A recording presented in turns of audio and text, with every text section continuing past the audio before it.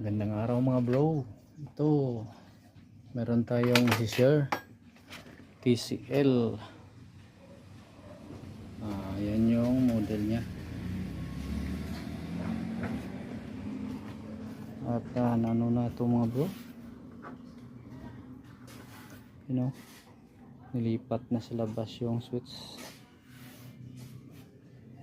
Testing natin.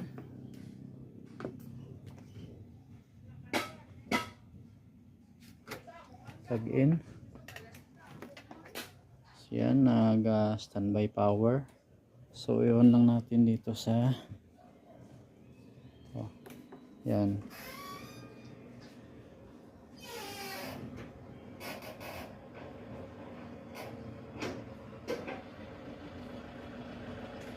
So ganyan yung display nya.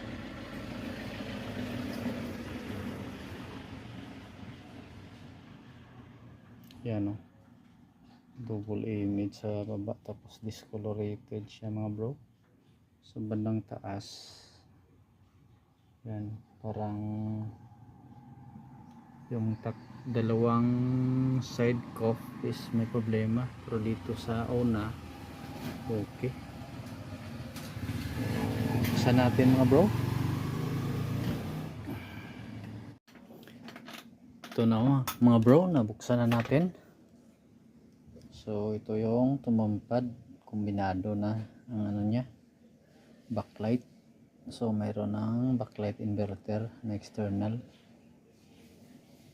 So ito yung top board na ginamit, Samsung na top board to. Yan, ito yung main board. So pag ganito, may display naman siya, kaso lang yung picture niya wala palang. Pag ganito walang ano to, walang side walang side cuff ito. Samsung walang side cuff ito. So check pa rin natin yung main supply, kung normal ba yung BGH natin or bone. So pag ganito Samsung, bone yung term. Yan o, ka-external, pag plug pa lang iilaw na yan, tapos mamamatay. Yan o, naka-standby. So i-on natin dito sa switch. Yan, so yan, tuloy na yung ilaw nya. Check tayo ng supply. So diretso na tayo. Ito 12 volts sa fuse. Yan, meron.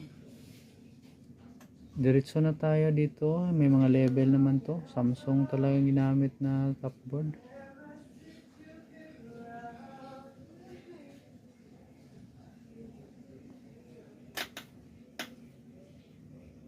Ito bone, ito bone.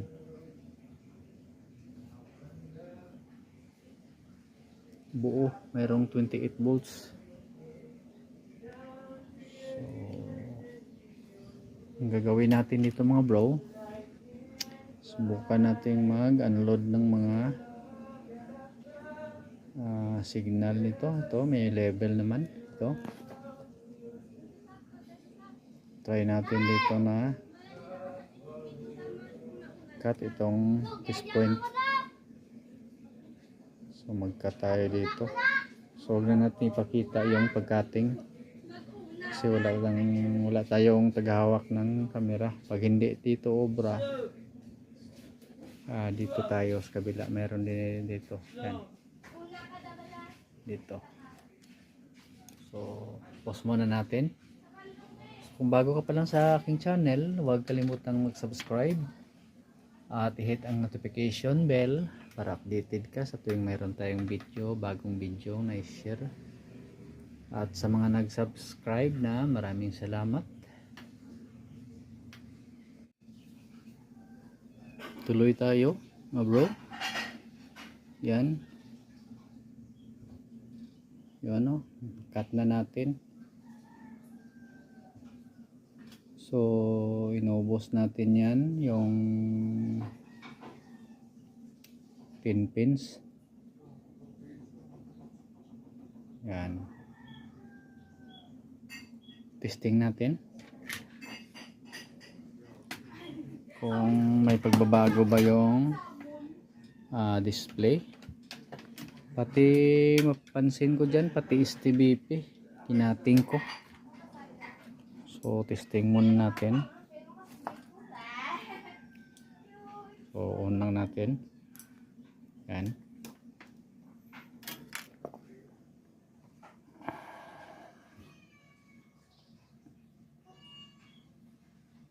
Yan. Lumabas. So ganyan siya. Parang intermediate yung display, oh. Sobrang gaspang mga bro, pero nawala na yung sa ilalim na parang malaking mga ham bar. So ito naman yung resulta niya. Oh, hindi na rin siya nagpi-flicker pero sobrang gaspang. So ang gagawin natin dito, kailangan nating ibalik yung STBP. Balik natin yan kasi supply yan ito sa dulo na this point. So balik natin yan, at saka mayroon pa tayong nakat na isang signal, yung itong maliit. Pero dito hindi natin kinating, pero hindi naka ano yan sa data iba. So balik natin yung STBP. So pause lang natin. Ano, tuloy tayo mga bro. Yan, naikabit na natin yung STBP dyan, yung pinakadulo na notice point, yung bilog, at saka yung isang signal dyan na hindi naka-indicate sa bilog. Ano, so testing natin kung may pagbabago ba. Plug in. Yan. Tapos on lang natin sa power. Yan, ang backlight. Silipin natin.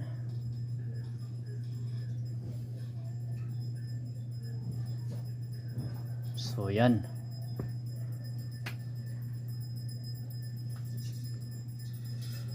So malinis. Luminis yung kanyang display mga bro. Yan. So ganyan lang. Remedyohan pa natin to. Tsaka yun ang alaga ko mga bro. Yan, naglalaro sila. Yun ang stress reliever ko. 8 piraso yan. 4 na maliliit, 2 malalaki, at saka isang inahin. 7 pala, 7.